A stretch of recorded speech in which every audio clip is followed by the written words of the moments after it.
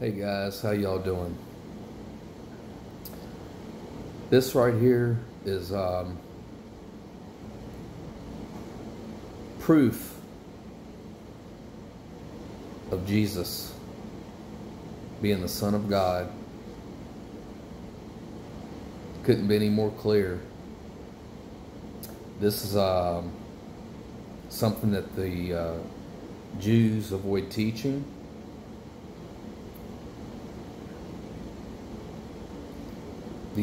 This chapter and these verses, and when they do teach it or talk about it, they try to say that it's Israel as a whole, which doesn't make any sense, and I'll show you that here in just a minute. But I'm going to start, this is Isaiah 53, but I'm going to start in Isaiah 52, verse 13.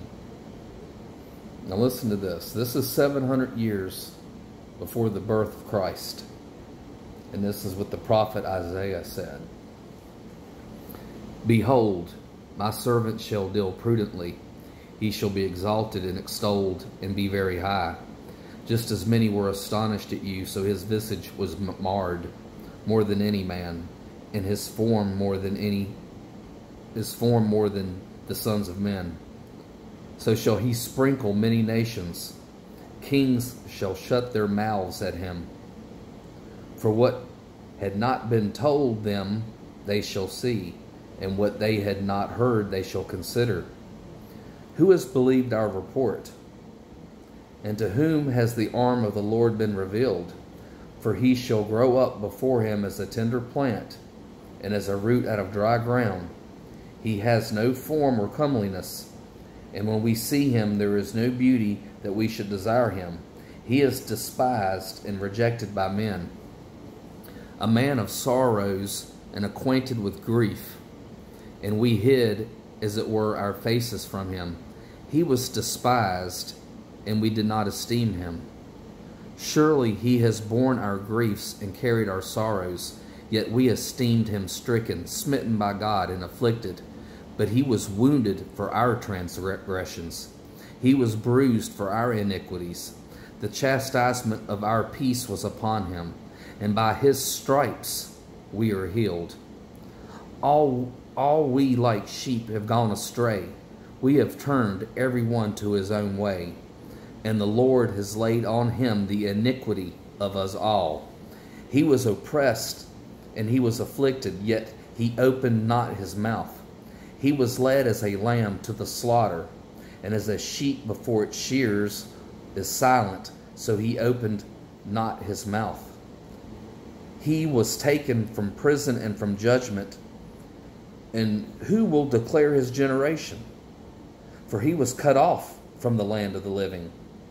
For the transgressions of my people he was stricken. And they made his grave with the wicked, but with the rich at his death, because he had done no violence, nor was any deceit in his mouth. Yet it pleased the Lord to bruise him. He has put him to grief. When you make his soul an offering for sin, he shall see his seed. He shall prolong his days, and the pleasure of the Lord shall prosper in his hand.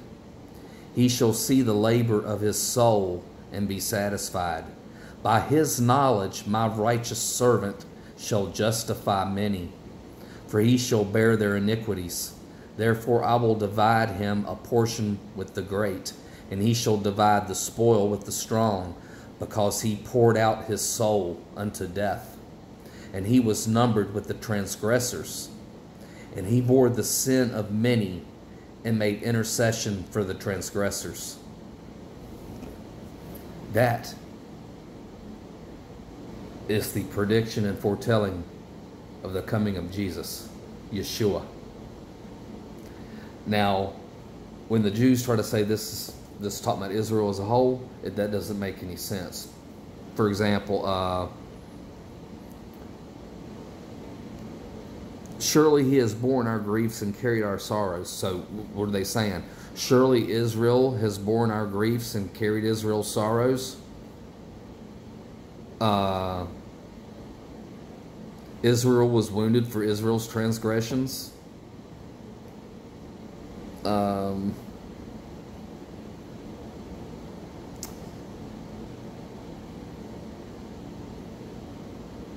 Let's see.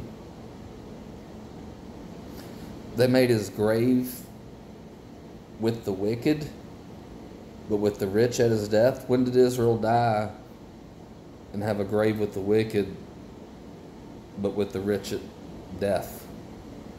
This is clearly an individual they're talking about, not Israel as a whole. Because he had done no violence, nor was any deceit in his mouth. But Israel had done no violence. Israel had no deceit in its mouth. So how does Israel die for Israel if Israel was perfect like that? I mean, none of that makes sense. This is clearly Jesus. Clearly.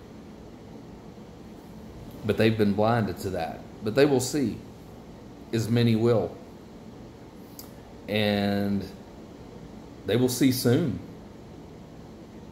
Because the day is rapidly approaching. His return is near. Our redemption draws nigh. But this is one of my favorite chapters in all the Bible. It's soothing. It's convincing. It's like it's icing on the cake, man. This is the prediction of Jesus 700 years before he was born.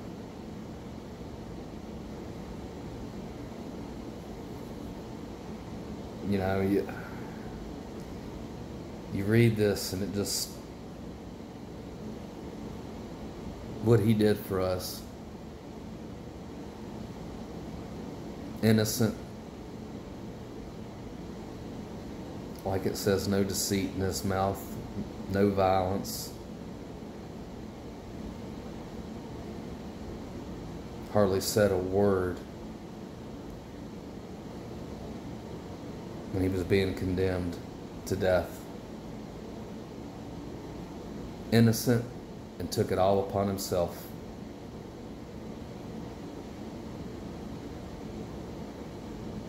Love. Love. He deserves all our praise. That's why it says there's no name higher in heaven.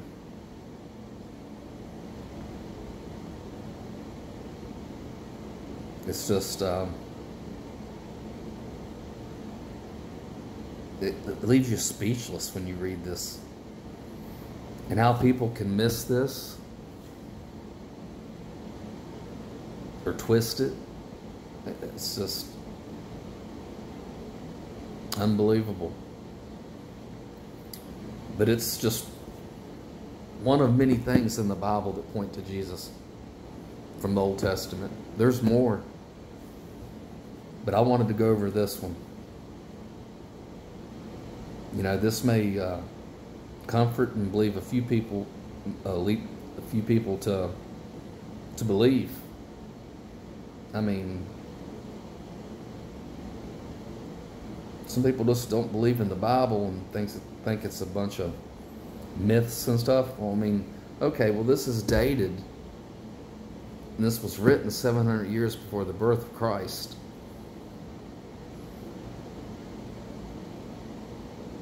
And it predicts what he would go through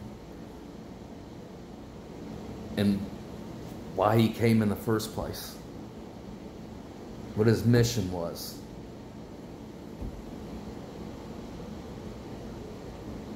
To make intercession for the transgressors. To bear our iniquities. A perfect, innocent, no blemishes sacrifice, the Lamb of God.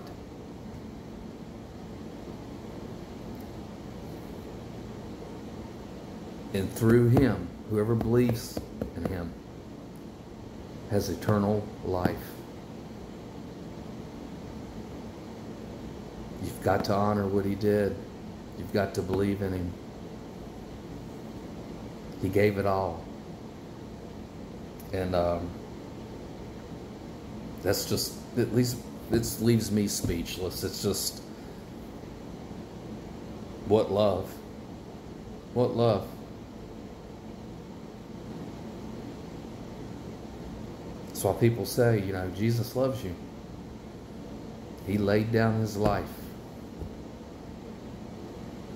for the world, that whoever believes in him may have eternal life. If you want to be saved,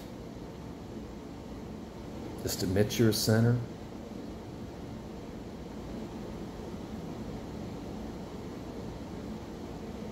Believe in Jesus and what he did, and confess it with your mouth.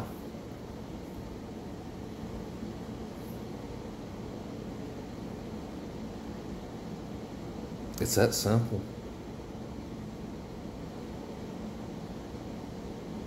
But what a powerful, powerful prophecy.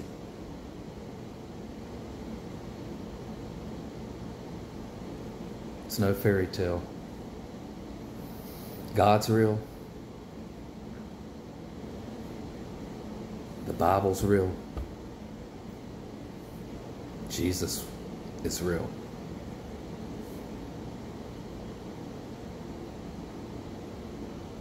So just, if you want to be saved, repeat after me. Father in heaven, I believe that Jesus Christ is your Son. He came to earth, born of a virgin.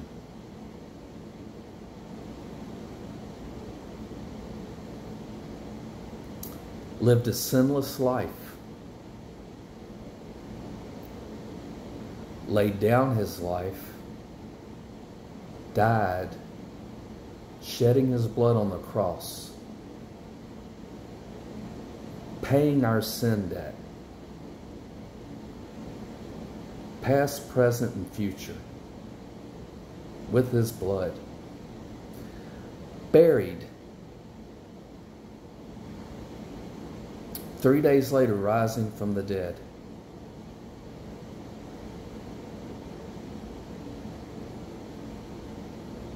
If you believe in that,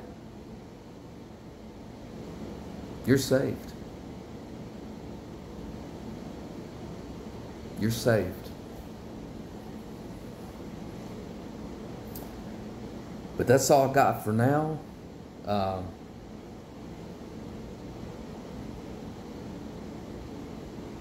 Hope this helps some people that have any doubts. You know, I mean, this should be able to get you over any hump that you have over believing. I mean, I love you guys. Okay, I'm praying for you. And forward this video along. Give it a like. Give me a comment. I'd like to see your thoughts on some of these things I do. But like I say, I love you, and I'll talk to you soon. Bye-bye.